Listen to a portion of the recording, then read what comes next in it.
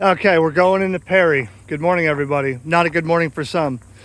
We're gonna head directly into Perry, which is that way.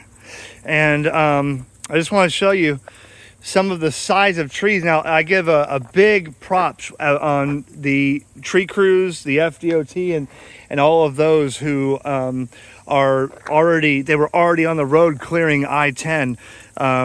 I mean, you could tell with chainsaw marks, they went through like madmen and got roads clean before anybody was even awake.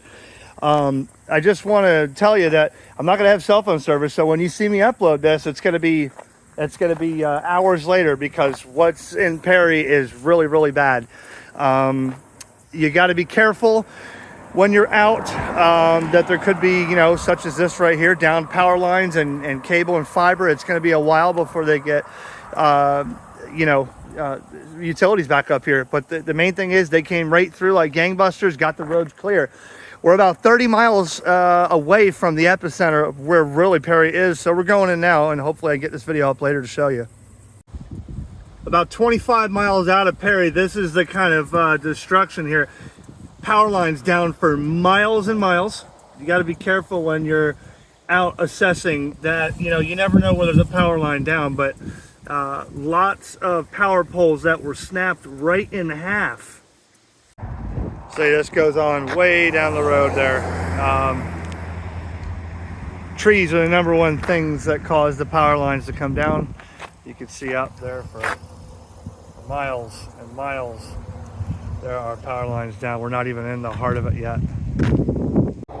Wow, miles and miles and miles of power lines down this highway. I think this is, I don't know what highway this is. What is this? This is Highway 19 South. As far as you can see down there, every pole is either broken or missing power lines.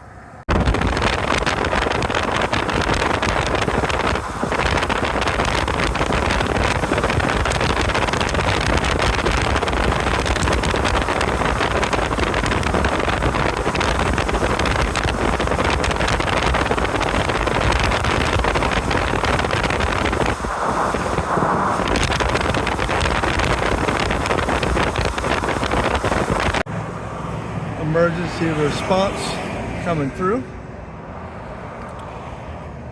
Coming probably from out of town. A huge barrage of emergency response here. Airboats, rescue boats, comm trailers, emergency communication trailers.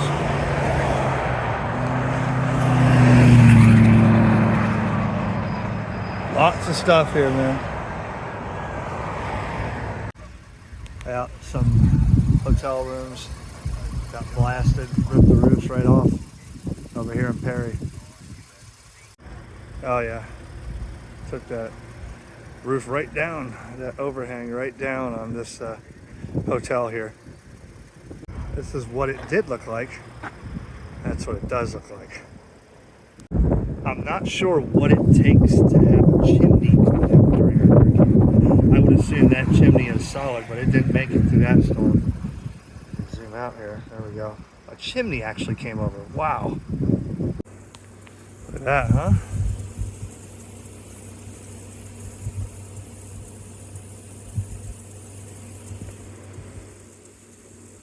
Damn it, man, I just hit that tree with my antenna. I had to put that antenna back up. There was no way I couldn't get over with somebody coming the opposite direction. But yeah, just miles and miles of trees. And like I said, the tree crews and the road crews, man, see what they did? They went right down the side of the roads, just cutting like bandsaws, getting it out of the road. They'll come back and clean it later. But this road was not passable this morning, I can tell you that. Okay, here we are in Madison. Madison got hit pretty hard right after Perry. Aside from driving miles and miles on highways where there's lots of trees down, I mean, I know you've probably seen trees down before, but it's like ghost town here. They got staging down there where you can see they have some staging down there for the tree companies and power companies. Tree companies are just on it, man, I'm telling you what. But as far as Madison here, really, really desolate at this town right here. Here's the Madison Lodge. That shows you where I'm at. I'll show you over here. You know, got some little bit of building damage over here. A lot of awnings and stuff that came down over here. So definitely they took the brunt of it over here too in Madison. Tree limbs everywhere here. They got this road closed over here.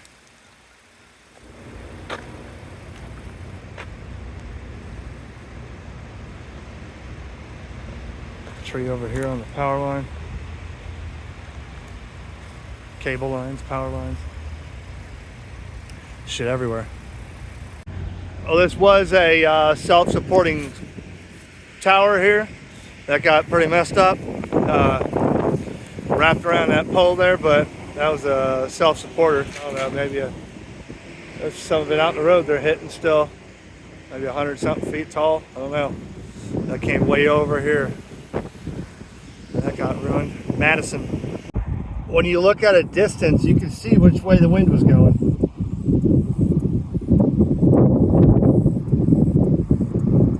All the trees that were broke over that way. The church got it, unfortunately. New Testament Christian Center. Metal all over the place. Peeled the metal roof right off. I can only imagine what the backside looks like. But there's metal across the road and down the road from this church. All the parking lots up here are staged with all the power companies. 20,000 linemen that are on standby. I mean, this parking lot is an entire Winn-Dixie parking lot over there is full. The one down the road is Family Dollar, Dollar Tree, some other market, full. And these guys are going to be living out of these parking lots for weeks until this gets done. But this is kind of what it looks like when you have a hurricane like this. I've witnessed this before in Vero Beach before, where thousands, Home Depot parking lot was full. Please, guys, do not approach these guys or get in their way. Do not ask them when they're going to have power up. Do not ask them anything. Just let them do. They do a dangerous job. Let them do their dangerous job and stay out of their way, please. I've seen too many times when people go and they start, hey man, where's my electric at? Nope. These guys know what the hell they're doing, and they're doing a very dangerous job. So let them do what they gotta do. Another spot in Madison here. Sheet metal peeled right off the roof of the house or the building here. Looks like that whole section over here just came crumbling down. Madison got hit hard. All right, so I hope that you at least appreciated my in my route here, looking at some of the stuff that people have to go through. I could have went way out of route and went somewhere to major catastrophe, but you could tell a lot of this area at Perry, Madison, Live Oak really got hit hard. It's going to be the amount of trees. I mean, I could have made videos for days on trees and how many trees are down on power lines. I just tried to give you a sneak peek. It's going to be weeks before they get this stuff ready to go. Okay. Now, a couple things to remember when for hurricane. Okay. Afterwards, there's going to be intersections with no power. There's going to be cities with no power. Your intersections that usually have a light, you want to treat like a four-way stop. Okay, you don't want to just go blowing through it, because I've seen too many people that just, collide, and no lights, four-way stop. Okay. 2, always give the right of way to law enforcement, to emergency rescue, to tree companies that are clearing roads, to linemen that are working on power and all that. Give them right of way. Let them do whatever they got to do. They're the ones that are already, nobody's been sleeping all night. People like myself was in the hotel waiting for the sun to come up to go to work, and people were out working. So they're tired, they're exhausted, they're aggravated. Okay. So just remember that is, as a professional Floridian, for how many hurricanes I've been through, I've seen a lot of people just act very, very nasty when it comes to, after post-hurricane. Now, the saving grace about this one, right now it's 87 degrees, clear blue skies outside. Every hurricane I've been through, it was morbid hot outside, okay? Up here, it's actually quite like October. I mean, it feels like fall, like Halloween. It's kind of nice. So there's not going to have electric for days to weeks, and people have no air conditioner, but it is not stifling July and August heat. Okay, so that's the one saving grace here. And people are already outside cleaning up their yards, so people are busy, they're tired and exhausted. So that was a little bit of education after every hurricane I've been through. I know how to properly act upon a hurricane and act after a hurricane, but believe it or not, some people don't. They freak out. They're banging on store doors. I've seen it. They're at gas pumps screaming at people because nobody's open. Well, it's going to be like that, okay? And some people reserve fuel and food and stuff for those utility workers and law enforcement and line service because they stay out all the time. And some people will only open to utility workers. That'll happen. Only serving law enforcement, only serving, whatever. I mean, they'll do that in stores and restaurants and stuff because they got enough food to handle that. And those guys are hungry. But guess what? The sooner that they get fed and out in the, field to get that stuff done, the sooner that the power comes back. But some guy that doesn't care is going to walk in there and go, I want my food to sit there and not tip. That's why they do that. Okay, I've been through that stuff. I've worked in restaurants. I've been through that. Okay, so take care and God bless everybody, man. I hope everybody gets through this safely and efficiently, and I hope we don't have to go through this again up here.